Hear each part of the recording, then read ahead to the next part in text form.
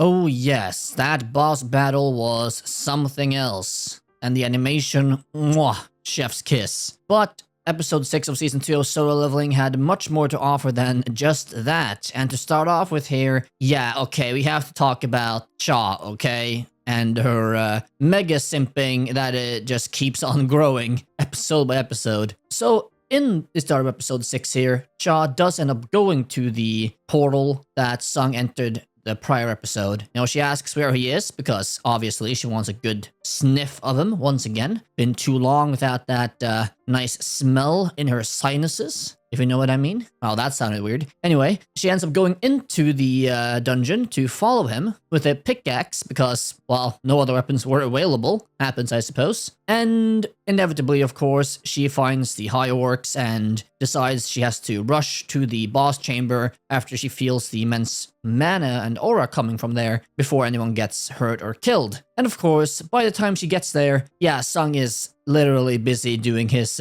solo leveling mega OP MC shtick. So she just comes in looking at everything, thinking like, what in the world is going on here? Are those his summons? God damn, he's strong AF. Holy. And of course, this only gets more and more amplified as the boss battle goes on. And eventually we do get her puppy dog eyes scene where she just inner monologues to herself, wow, he's a top class combat hunter and can do that much summoning and magic. Wow, he's that strong? Okay, Cha, we get it. You're into him. You're very, very into him. You can see your eyes glazing over with lust, okay? Breathe. Breathe, Cha. Take a minute, alright? And of course, at the end of the episode, when one of the party members asks Cha, you know, why she has a pickaxe, she blushes, like, do you think he thinks I'm weird? Who? No one? Okay, Cha, okay. We get it, okay, we get it. You're very into Sung, okay? Ever since that first sniff, you couldn't help yourself. Oh god. This love story is gonna be interesting, to say the least. But okay, Cha, okay. I mean, I don't mind, you know, the romance they're setting up here. It's fun, it's cute, why not? Hopefully they do more with it than just having it be more like a continual sniffing and watching from afar type of romance. But I don't expect they will actually turn anything into a serious relationship in this one between Cha and Sung. But you know, still, it's cute, it's fun, it's innocent.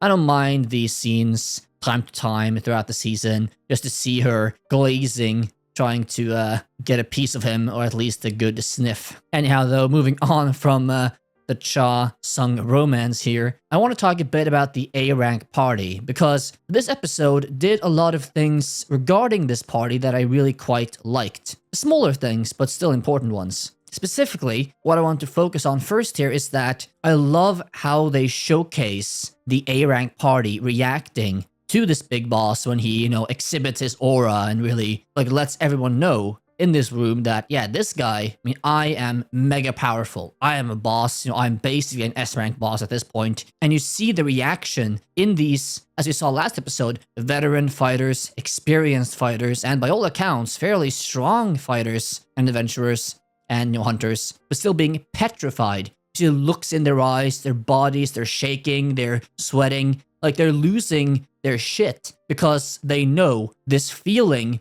is something they could never ever hope to beat in a million years. And I love them just showcasing that and showing the audience like, yeah, these people, while before being shown to be relatively strong, are still scared shitless by this boss. Even further than that, I also appreciate how they then show the captain, who, yeah, is also scared shitless, I suppose, but is this only one still sort of retaining his ability to do something, goes in for the suicide rush, you know, come on guys, let's rush the boss while we still have the chance. But he is the only one that still has the courage and the ability to move or think, and ends up being the only one rushing forward, as you can see the faces of the rest of the party as it turns around, seeing that, like, yeah, they are petrified. Like, they literally cannot move. And just that, I think, is something really indicative of quality in a show like this. Yes, it's minor. Yes, it isn't something big or massive, but it is something that I really personally appreciate because it makes the story and the episode and everything so much more realistic feeling, and it really draws you in because it feels like you are in this world and you can really feel with these people in this world when they showcase these sort of things in this sort of way. Of course, in the end, when he does rush the boss, well, you know, he gets absolutely shredded, of course, and the boss uses the captain as a pinball machine, which has to hurt a lot. Of course, Sung doesn't inevitably come in to save him, though we'll get to Sung soon. They also just quickly want to mention that, yes, I also appreciated that at the end of the episode, when Sung, you know, leaves with the association, you know, he gets stopped by the captain, like, wait, before you go, you know, I don't know why you hid your power level, I'm sure you have your reasons, but I just wanted to thank you for saving us, because without you, we would have all been dead, you know, and we all owe you a debt, basically. And then the entire party bowing in respect and gratitude, etc. to Sung. I really appreciate that little thing as well. Again, small things, but it makes a big difference. And again, it showcases that this A-rank party, yeah, you know, they're respectable, upstanding people,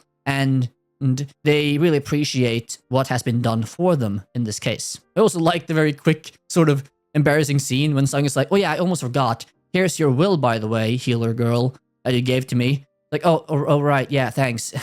I guess I didn't need to give you the will after all. Awkward. As a final note on the A-rank party and their involvement in this episode, I do also like the very minor thing of when Sung has started fighting and he's properly, you know, using his soldiers and the rest of the A-rank party that has been, you know, running to the sidelines since the beginning, now a few of them are like gaining or regaining their courage and ability to do something, and they, you know, say to each other, you know, let's get in there, let's help him, right? Of course, instantly they get like debuffed and almost poisoned to death or whatnot by the boss, like, hey, you know, your audience members, stay out of this. You're too weak, all right? F off. But I do still appreciate them having that, you know, tiny, very quick scene of showing these A-rankers being like, yeah, let's help him, you know, we can actually win this. And again, all of these small things with this A-rank party that they showcase in episode 6, again, just makes the show to me that much more believable and immersive and something I can enjoy. And something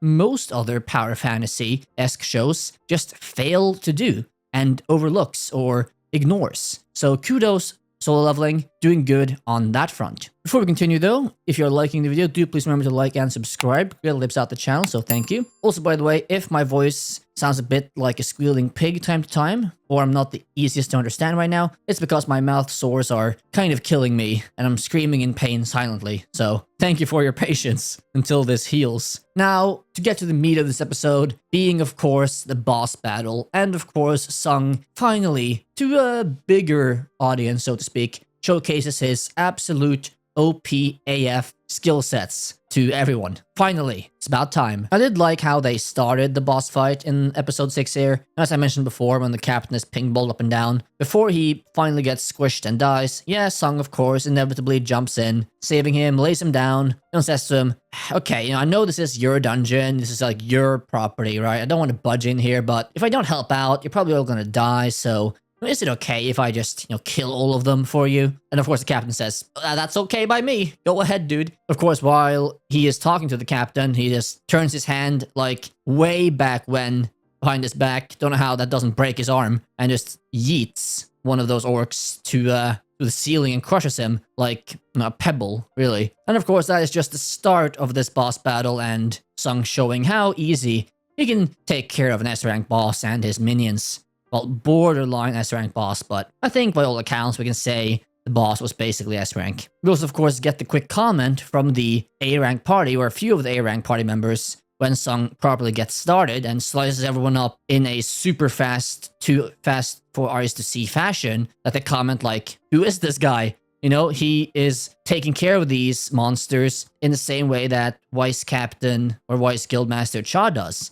Like, who is this guy? He's incredibly powerful. Like, why is he our equipment carrier? What's going on here? Overall, though, the fight, I enjoy a lot of the animation. I mean, gorgeous, clean. I like the different animation styles they sprinkled in throughout. And as a whole, a very satisfying fight and definitely very enjoyable. And it's nice to see Sung again showing off, and also seeing the minions and how he utilizes those, again in a fairly smart fashion. I especially appreciate the small things, right? Like the mages that he summons close to the end of the fight. having this Eye of Avarice, whatever it was called, the item that gives a 100% buff to magic, and how that turns, the fire magic of the mages to like a blue, stronger fire magic. Again, small things like that, I just always appreciate, because it means that the producers, have at least some brain to remember to include things they should, that he has the ability to use at this point in time. Of course, as Sung keeps fighting, yes, every person that comes in, Cha comes in like, what in the world is this? Wu comes in to help, and he's like, what is this? I mean, even Wu coming in, like, yeah, we measured the gate here, and we came in rushing to help, but I guess we didn't need to. I mean, Sung took care of it, I guess. Clearly didn't need any help at all. From which, of course, Cha comes over like, Manager Wu, he's here too? Why is he here? Interesting. I mean, do you know this guy? You must know him, right? Yeah, we're acquainted in passing. Okay, Manager Wu. Nice cryptic message there. I think the most insane bit, though, of the fight is actually after the fight, when Sung just very casually uses a rise on the boss and insta-rests him to be a minion. I mean, on the first try. That is interesting because, for one, at the beginning of Season 2, when he was fighting the elf boss, I believe he was probably close to the same power level as this guy. Maybe even weaker, I'm not sure, but probably at least close. And he couldn't rest that guy. But this guy, he rests on the first try with no issue. I suppose that just goes to show how much more powerful Sung has gotten while he was grinding in the demon castle. Because goddamn, he must be juiced in levels by now if he can do that easily. I love just the reaction of Wu and Cha as well. When he rests the boss, they're like, what the? You just rest the boss? Basically an S-rank level monster to be your minion? Just like that? Holy crap. This guy is something else. Of course, after the fight is over, inevitably, people, the party, and Cha comes over asking like, who the hell are you? Like, what did you just do? Manager Wu steps in. Well, this is, Hunter Sung. His status is a top secret. 007 rank secret. More or less anyway. And, he asks them all to keep it confidential, saying that, clearly Sung showcased S-rank power levels to save you, though I would argue he showcased more than S-rank power levels. But yes, at the very least, so it would be smart for you to cooperate and let him walk out freely without badgering him, which I feel like was almost a threat from Wu. It's like, yeah, you can see what this guy can do, so don't make him angry, okay? Just let him walk away without badgering him so he doesn't just delete you for no reason by accident. Speaking of confidentiality, though, that doesn't last long, because in the next literal scene, we jump over to Choi and his office, and we see the captain of the A-rank squad literally not caring a single bit about the confidentiality and giving all the info on Sung to Choi. I mean, I'm not sure if the confidentiality was supposed to mean just don't make this public, but I do assume that confidentiality in this case means don't tell anyone. Literally anyone. I suppose the captain here has some responsibility to report everything to Choi, as he is his direct superior. But still, I feel like the association's confidentiality clause or whatnot here should take precedent above that. But still, he ends up spilling the beans. So, well, not that important to be confidential, I guess. Never mind. But then we get more introduced to some of the power politics here, and I love that, because that's a really interesting thing I want to really hope they delve way more into during the course of the rest of Season 2. Because, as the captain says, so, yeah, who do you think is stronger, you or Sung? Of course, clearly, Choi also admitting that, yeah, no, I couldn't take on a dungeon like that alone. No way. Some, open weapon I am. And then, of course, that in turn causing the captain to say to Choi, like, yeah, we need him. Like, we need him in the guild. Like, he is insanely powerful. We have to get him. We must have him at all costs. Basically what he says to Choi. And of course, Choi says, yeah, I'll do my best. I'll try. I'll do what I can. And all of this harkens back to, as well, the episode with Chairman Go, when Go explains to Sung when he first was assessed as S-rank unofficially that, yeah, we have these 5, I think, yeah, 5, right? Big guilds that all have about approximately the same power level. Because of that, there's this unspoken balance between them. None of them are dominant. They keep each other in check, and that keeps things balanced and no one runs amok here, so to speak, because no one can keep them in check if they really want to just do whatever they want, right? But Sung, being this enigma, basically, and being this X factor. If he joins literally any of these guilds, he will tip the balance of power like 100% to their side. And the guild he ends up joining, if it is one of these 5, will basically make them the clear dominant guild in the country, and will probably enable them to do a lot of different things that they would like to do. And I absolutely love this kind of stuff. I mean, I love when an anime tries to delve into these sort of power politics and how different factions measure up to each other, how they try to do better than each other and, be the strongest, and how all these flimsy alliances or balances end up working out. Of course, in Sung's case, as we see at the end of the episode, yeah, Jinho is back and he starts talking to Sung about how the guild thing went with his father. And inevitably, I assume, yes, Sung will have to join Jinho's guild, right? And he'll basically be the 6th big guild instantly as soon as Sung joins. I assume anyway. Also, further on that thought, I do assume maybe that after Sung is established at his new guild at Jinho's, maybe Cha will be so addicted to his smell and whatnot that she'll end up joining him eventually in his guild. Who knows? But, I mean, I can see that happening for sure at some point. Further down the line, though, not anytime soon. Yes, anyhow, power politics, I'm all for it. I love what they're trying to do here with that, and I hope they really explore way more of that in the future of the series.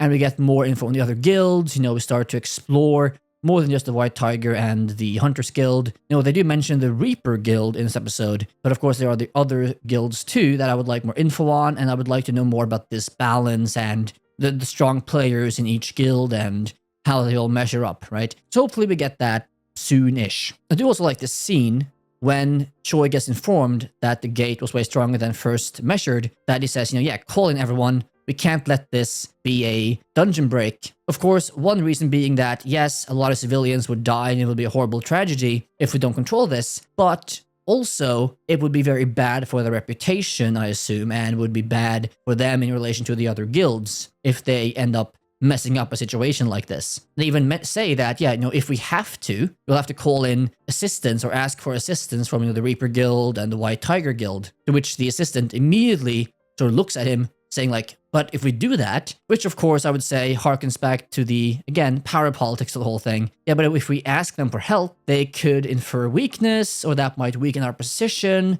with them, and we don't really want to do that, so we would really like to not have to ask for help in any way, shape, or form. I assume that's the route they were going for with that comment. I do also like the comment at the end of the meeting between the captain and Choi, where we have this moment of, the captain explained to Choi, for the longest time, I thought that, everyone had a role to play. We had parties for a reason. We have a tank, we have a mage, we have an assassin, whatnot. We have each party member with their own strengths, with other members making up for their weaknesses so we can clear dungeons together. But Sung, literally having offensive, defensive, healing, summons, literally everything and anything in his arsenal, is such an enigma because he can do basically everything and doesn't need support, he doesn't need others to make up for his weaknesses because he doesn't really have any. And that turns the entire established order on its head regarding what should be possible or has been possible to do solo. I'm interested to see where they continue going with that down the line, if they want to explore this more of him being solo versus being in the party, and how him being literally so OP and being able to cover all these different classes in one, and how that might impact whatever things in the future or not. Hopefully they explore that somewhat more, but we'll have to see where that goes. The ending point here I want to talk about, though, is of course the system, because goddamn it, I love these portions. The anime knows how to hook me when they have these short scenes with the system and the glitching and very sort of cryptic comments here and there, and you end up just going into overdrive of like, what does this mean? I want to know more. And yes, once again, we get a little tiny edge of information or hint of information regarding the system in this one. Because when Sung basically says, you'll all be minions soon as well, including you, talking to the boss, he has this glitching moment. And he says a few things that are really interesting. First of all, he says, would they really? And then he says, then why am I here if, that's the case? And those two simple comments alone made me think of a lot of different possibilities. Like, okay, they, who are they? Do you mean the system? Or like, I suppose the system if people are compromised, or some like bigger being is compromised of the system? Do you mean them? Do you mean why would they, the system, or whatever you want to explain the system as, why would they put you in this situation if you were only going to be there to be defeated by someone like Sung? Did they send Sung there to defeat him? Is that what he thinks? And is that why he says, why am I here doing their bidding, doing this job, if, Sung is just gonna come in here on their account to defeat me? Then what's the point? Why was I even awakened? Why was I put here in the first place? And it continues to say, I opened my eyes in this place and I had just one command, hunt humans, kill humans, etc. Which is of course the same as the Elven boss, Ice Elf boss told us earlier in Season 2. But yeah, we have this command that we have to kill humans. Though they don't have that thought, versus Sung, which might also be why the boss thinks to himself that, would they really? Which brings us back to, again, the boss saying, would they really? And then saying, why am I here if they did that? Which again harkens back to a comment the boss made, that yeah, he doesn't see Sung as human either, clearly, and he knows Sung is someone different, something different, being the player, whatever that means in this case. And maybe he realizes that, maybe the system, or whatever the system is supposed to be, sent Sung here on purpose, facilitated this for whatever reason. Why? Was the boss just put here to give Sung a challenge? Was he put there to give Sung a powerful minion? Was he put there to give Sung a chance to showcase his power level and sort of force him more into the open? Why exactly was Sung put into this situation? And why exactly do bad things keep happening when Sung is around? Which also brings me to the point of the gate, because as we find out, Manager Wu finds out that, yeah, the gate was initially measured wrongly. It's not an A rank gate, it's a high A rank, borderline S rank gate. Which makes me wonder, did someone really not assess the power level properly in the first place? Or did the dungeon basically reactively change to facilitate for this battle that the system wanted to have between Sung and this Lord Orc boss when the system saw Sung entering into the dungeon with the A rank party? Because I feel like that's something the system might do. And if so, again, that raises more questions of, okay, why? And of course, you can really theorize about these things a long time, but it's really interesting getting these just nuggets of hints of the system and the glitches and what all the things mean. I just absolutely love these things, and it keeps me so engaged and just really makes my brain work overdrive to try to theorize what it might all mean. And if the anime keeps giving us these sort of small nuggets regarding the system and the glitches throughout the season and future seasons, and they build up this mystery and very slowly trickle out information to us to figure things out, yeah, I admit it, I'm gonna be hooked. I'm gonna take every single drop of information and be like, oh yes, another drop, thank God, let's theorize for another hour. So I appreciate the anime for giving me that, for giving viewers like me that sort of extra high when watching something like this. Even though I realize that some people don't really care about it, people like me, yeah, we really care about it and we really appreciate it. As a whole, though, my ending thoughts on this episode, it was good. Another good episode of Solo Leveling. Very nice to see this fight. Very well animated, of course, as everything is in Solo Leveling. Liked how the fight turned out, liked how the fight was choreographed and how it was made in terms of the powers being used and how it all ended. Of course, I definitely liked seeing finally that Shaw saw how powerful he is, and Wu saw how powerful he is, and this A-rank party saw how powerful he is, and is really now getting to the climax of this pre-S-rank arc, where everyone, I guess next episode probably, is gonna know that Sung is literally insanely powerful, he's S-rank, and then things are just gonna really skyrocket in terms of things happening to him and around him. Very enjoyable episode, and yeah, I mean, I'm excited to see what happens next, Final comment though, with this whole snotty actor guy that we see at the very end of the episode, as apparently, this big time actor now has awakened as a hunter, and all these reporters are there to interview him, I guess, and he's probably high on himself. Being like, yeah, I'm now a better man now that I'm awakened. All these reporters are here for me. It's going to be great. Going to have some great interviews. Going to get a lot of spotlight from this. I assume, though, next episode, at the same time this is happening, they're going to announce that Sung is officially an S-rank, and all the reporters are going to instantly forget who this actor guy is, and it's all going to be about Sung. Anyhow, that's my anticipation of that one, which is going to be fun. I can only assume. Anyhow, though, what do you think of this episode? Did you like it, hate it? Leave all those thoughts down below. And on my commentary and analysis. Again, I do apologize for me not being as eloquent as I try to be usually. My mouth sores are really making talking very annoying and somewhat painful. But I'm trying to keep it as clean and clear as I can for the time being. That being said though, please remember to like and subscribe if you enjoyed the video, greatly helps out the channel. And if you want to be extra supportive, please check out the Patreon in the description and become a member. Would greatly appreciate that a ton. With that being said though, hope you enjoyed, hope you have a good day, keep watching anime, and I will see you next time. Bye bye.